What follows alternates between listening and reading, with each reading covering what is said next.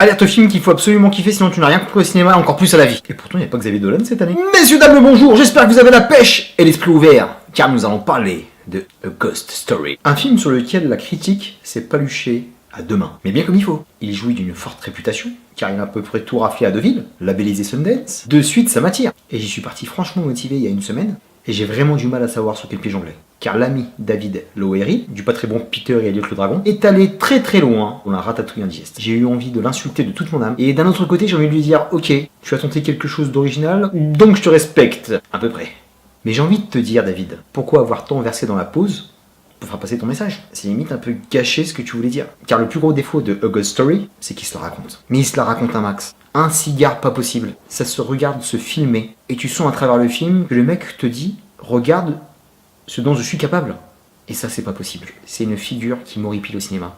Il y a beaucoup de réalisateurs qui le font, mais ils arrivent à bien le doser. Il y en a, ils flambent complètement, mais ils peuvent se permettre de flamber. Je pense à Iñárritu, Nolan, mais tu n'es que David Lowery.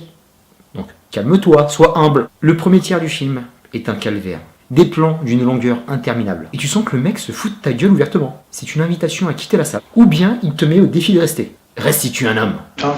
Et comme il en faut très peu pour me provoquer, challenge accepté de ma gueule. Et franchement, c'est un exploit. J'ai réussi à survivre à la première demi-heure du film. C'était un véritable chemin de croix. Je suis limite fier. Je ne dis pas qu'au niveau de la suite, on est récompensé de ce qui va se passer, mais c'est tout de même mieux, il faut l'avouer. Au fur et à mesure que le film avance, j'ai refoulé le format Instagram voulu et minimaliste, et j'ai pu enfin comprendre en partie le message du film. Et ça, c'est pas mal. Qu'il n'est pas une love ghost story comme je le pensais, ou un film de fantômes avec des jumpscares. C'est un film sur la temporalité, sur la réflexion, le sens de notre existence, la petitesse de nos êtres face à l'univers, le deuil, l'héritage, la peur du vide, l'oubli face à notre société, qui devient de plus en plus une pieuvre qui avale tous son passage. Et de par sa démonstration, il nous fait bien comprendre qu'on est une poussière, que dis-je, un fragment de poussière face à tous ces dilemmes. Et il se permet de nous inviter à l'humilité et au carpe diem. T'es toujours là? Dis-moi que je t'ai pas perdu. En 1h33 de film, j'avoue que la pilule est un peu dure à passer. Mais finalement, on en ressort avec un petit quelque chose. J'ai beaucoup aimé l'effet du drap blanc. Au départ, je pensais que c'était juste pour le poster, mais finalement, le fantôme est matérialisé avec un drap blanc.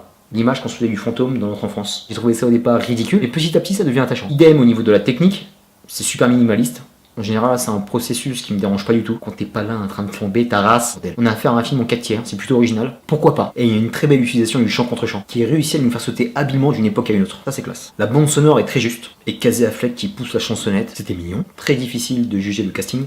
Ce n'est pas un film basé sur la performance des acteurs. Je peux dire qu'ils ne servent à rien, mais on n'est vraiment pas dans l'exposition d'une star. C'est un film sur le ressenti et sur une ambiance globale. Il y a très peu de dialogue, et je me demande même s'ils ont été dirigés. On les a posés là, je pense qu'il y a une grande part d'improvisation.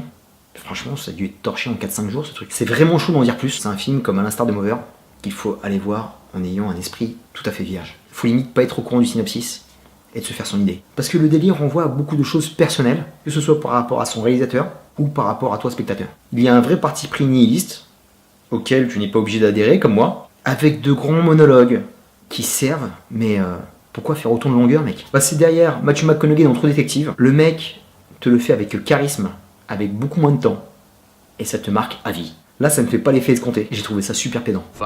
Pour conclure, je suis encore perdu à cette heure-là, je ne sais pas si j'ai envie de l'envoyer dans la benne à ordures, ou de me dire que c'était sympa. Ce n'est pas le film de l'année, ce n'est pas un chef-d'œuvre. Fois entre le public et la critique, il y a un gap, c'est pas possible quoi. Des fois je ne me l'explique pas, mais c'est comme ça. Comment résumer ma pensée? C'est intéressant sans être la révolution, par le fait d'avoir vécu une expérience avec quelques propositions de cinéma qui passent dans ce film, même s'il ferme beaucoup de portes par rapport à ton point de vue personnel, j'ai trouvé ça plutôt cool. Je suis ressorti de la salle avec plein de sentiments contradictoires, et ça fait du bien d'être dans un tel état quand tu vois une œuvre au cinéma. Quand tu bouffes une multitude de films que tu as oubliés en rentrant chez toi dans les 5 minutes, juste pour ça, ça vaut le coup d'être vécu. C'est un film que je peux pas me permettre de conseiller, parce que tu risques de m'insulter très très fort. Si tu veux te confronter à ce genre de cinéma, fonce. T'as le droit aussi d'apprécier. Sinon tu peux aller te mater Ghost avec Patrick Swayze. C'est une peace my man. Terminus pour A Ghost Story. Je te dis à très bientôt pour de prochaines vidéos. D'ici là, porte-toi bien. Confronte-toi à ce genre de film de malade mental. Je fais plein de gros bisous. Peace.